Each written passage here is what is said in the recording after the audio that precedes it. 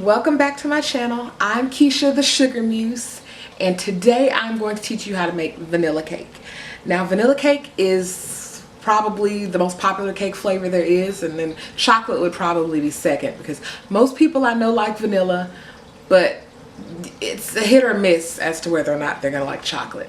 So today I'm going to show you how to make vanilla cake. This is what we'll need to make the vanilla cake. This is my stand mixer. I paid good money for this stand mixer. I love this stand mixer.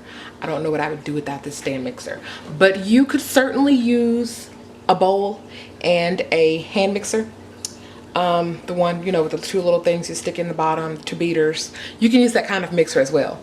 If you're ambitious and you have been doing a lot of push-ups lately, you could also use a whisk and do this completely old school by hand. But I haven't tried that, so I wouldn't recommend it.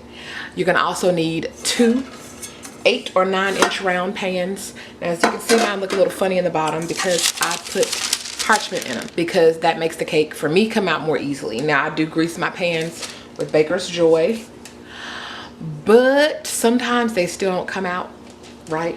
It just depends on your cake recipe. Now, this cake recipe comes out fairly cleanly, but I've had some recipes where there is some sticking, and so I'll line the bottom with parchment just to be on the safe side.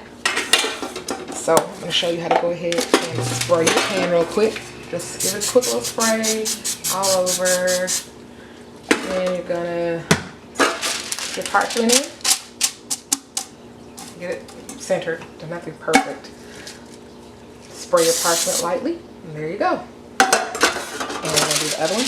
Once again, spray, spray, spray. Now notice I'm doing this over my sink. I would not recommend that you turn around and do this on the kitchen floor unless you don't want to live anymore and you want to slip and bust your backside, because it will happen. So spray it over the sink or over the counter or somewhere that can be cleaned, because if you spray it over your floor, you will slip and fall. Okay, so here are the ingredients that we're going to be using for the cake. Here I have some cake flour. I will put the exact amounts for the ingredients in the description box. I use a scale to measure my ingredients. I highly recommend a scale. Scales are your best friend to get consistent results every time you bake. You could also measure this into cups. You know, plain old measuring cups and liquid measuring cups. I wouldn't recommend that, once again, because the scale, you get more consistent results. My cakes generally turn out the same every time unless I forget an ingredient. So that's why I like to measure my ingredients out beforehand. So here I have some cake flour. Here I have some white sugar. Here I have buttermilk. I have a stick of butter softened to cool room temperature, which means that you can press it and leave an indentation, but it's not so soft that if I press it, my finger will go all the way through it. So this one is still somewhat firm, but it's malleable. I have 3 large eggs, and in here I have my leaveners, and I have some baking powder on this side, 3½ teaspoons. I have a teaspoon of salt, and I have a little pinch of baking soda to counteract the buttermilk. Here I have approximately 3 teaspoons of vanilla. You could use less, you could use more. This is your cake. Use however much vanilla makes you happy. So I use about 2 to 3 teaspoons because I'm a rebel and, you know, I do what I do. So I also have 2 tablespoons of oil. I use grapeseed oil. This is completely optional. You don't have to use oil at all. You could just use the butter. I put the oil in because for me it adds extra insurance away from a dry cake.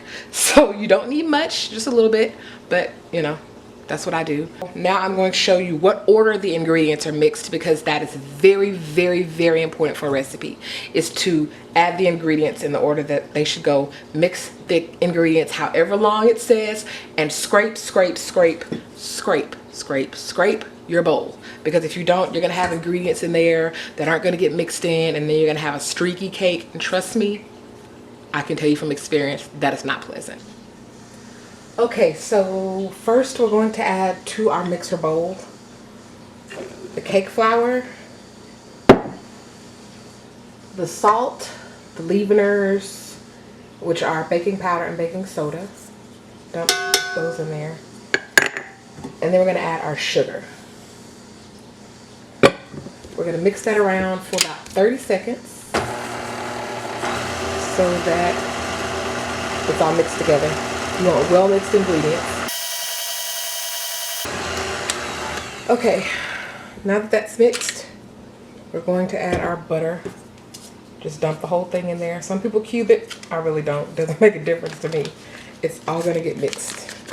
Anyway, dump your butter in, and you're going to turn your mixer back on, and you're going to mix until the cake flour and sugar looks like coarse sand or maybe slightly damp flour. You want it to look significantly different than it does now. What you're doing is you're coating the flour with butter, so that keeps you from accidentally overbeating your cake and making it like a hockey puck. Don't turn your mixer on too high or you will have a cloud of flour. And it usually takes between 30 seconds and 1 minute for this to happen. And as you can see, it's just going. And you can see the flour is changing. It doesn't look as white and soft as it did a little while ago. It's coarsening up. And that took roughly a minute. So now that's what you want. You want everything to look uniform. You don't want any large clumps of butter because they won't get mixed in properly when you add the wet ingredients. So no large clumps of butter. Once you have the flour looking this way and kind of coarse and kind of mealy, then we can proceed with the recipe. So I'm going to stop my mixer. I'm going to scrape the bowl down a little bit just to make sure I got no large clumps of butter. And as you can see, the flour looks different. It doesn't look as fine and soft as it did earlier. Go ahead and scrape it down. So now I am going to add my oil, if you're using it. And I'm going to add about half of my buttermilk. Now I used 1 1/4 cup of buttermilk, so I'm going to have about half a cup of buttermilk left. And I'm going to mix it again for exactly 2 minutes on medium on a KitchenAid. Now if you're using a hand mixer, you're probably going to have to use high speed, but on the KitchenAid I usually only go to about 3 or 4. And you're going to mix it for 2 minutes. Set your timer for 2 minutes. Here we go.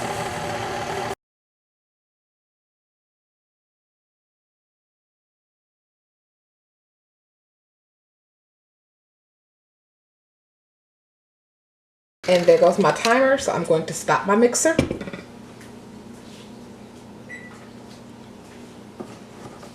I'm going to scrape it down. Make sure there's no pockets of flour in there that didn't get mixed. And there aren't. And it's light and fluffy.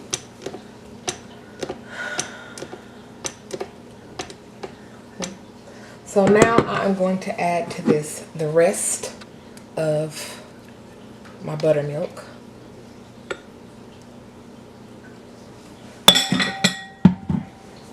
I'm going to add my vanilla, and I'm going to add 2 of my eggs. And I'm going to let that go for about, just to mix it, maybe 20 seconds. Break up the egg.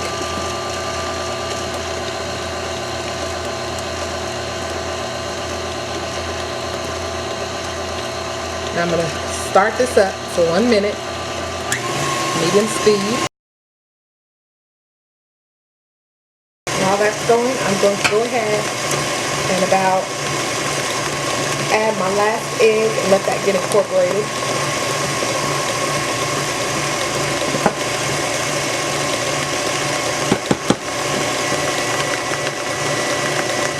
Now I'm going to stop my mixer because my timer just went off. It's been a minute. I'm going to scrape the sides, make sure everything is properly mixed in there and there's no areas that got missed. Now I'm going to let it go for 1 more minute.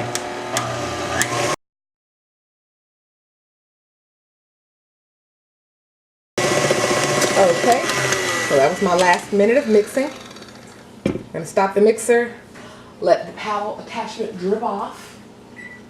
Now our oven has heated. I may have forgotten to mention that at the beginning, so I'm going to make sure you know now. Before you start mixing anything, start your oven preheated to 350 degrees. And we're going to take our cake off, Make sure everything is mixed in together. Looks good. You can see it right there. Move this down. And you can see right there what it looks like, I think. It's thick and fluid. So now I'm going to put my batter into my pans. I'm gonna take my trusty scale. And I am going to measure. I'm gonna put my pan on top and tear it out. Just hold the button until the scale zeroes out. Now, this is how I'm going to try and divide my batter evenly. Eyeballing does not work for me. So I'll put it on ounces because it's a little bit easier than grams. Grams is very precise, which is why I measure in grams, but I weigh out this in ounces. So as you may have noticed, my camera decided to turn off right as I was going to show you how to measure the batter equally into the pans. But the idea is still the same. Just pour batter into one of your pans until it reaches about 1 pound, 3 ounces. If you have any batter left over, just keep dividing until you get evenly weighted pans. And then they're ready to be baked in your oven, preheated oven, 350 degrees for 25 to 30 minutes. If you take the cake out too soon, it will sink on you and it will not be pleasant. Okay, so I'm going to give you a few tips while the cake is in the oven baking. Now earlier I told you when your cake only has between 3 to 5 minutes left on baking time is when you can start checking to see if the cake is done. So that way you make sure that you don't end up with an overly dry cake. You want your cake done, you want it completely done, but you don't want a dry, crumbly cake. So take your toothpick, poke it into the little center, and if it comes out clean, cake is done, it's ready to go. Another tip I want to tell you is when you take your cake out of the oven, don't just sit it on the counter and let it cool and let nature take its course, because that is another way to increase your chances of having a dry cake. So what you're going to do is while the cake is baking, you're going to take some plastic wrap. You're going to lay your plastic wrap out onto your counter flat. I would say use a piece of plastic wrap per layer of cake. Now if you're making a big cake, you're probably going to need several pieces of plastic wrap to go around that cake. But for 8-inch layers, 9-inch layers as we have now in the oven, it's only going to take maybe 1 or 2 pieces of plastic wrap for each layer. And when your cake comes out, you set it out on the counter, cooling rack on top of the oven, wherever you cool your cake, and you let it sit for about 7 to 10 minutes. And that's what you're doing, is you're letting the structure of your cake solidify, because right now anything you do to your cake will change its shape.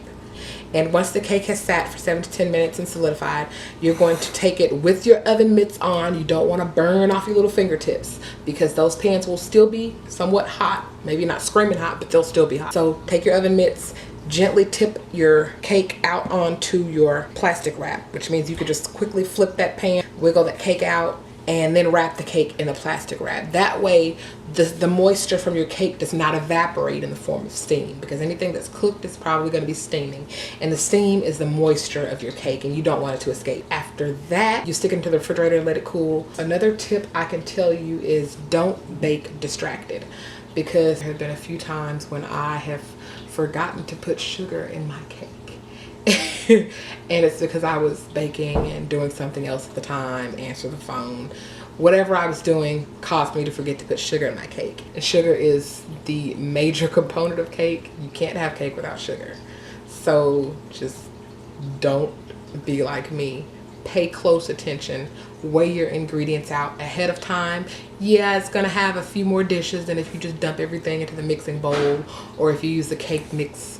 You know, you're gonna have some more dirty dishes, but trust me, it's worth it. So as you can see here, I have my cakes and they're slightly cooler. It's been about 10 minutes, and I have laid 2 pieces of plastic across. I laid one going this way and one going that way.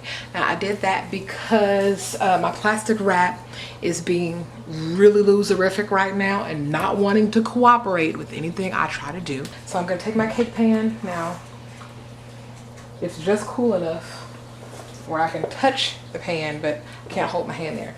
So I'm gonna take my trusty red oven mitts, and I'm going to invert the cake really quick like that. See that? Quick flip, wiggle it off. It came off very nicely and cleanly. There's a couple little damaged spots right there, but that's okay. We'll fix that with frosting. Leave your parchment on. I'm gonna wrap it up. and wrap it around like that and cover all of your cake. And there you go. Your cake is now ready for refrigeration, and you can leave it that way or you can just flip it back over.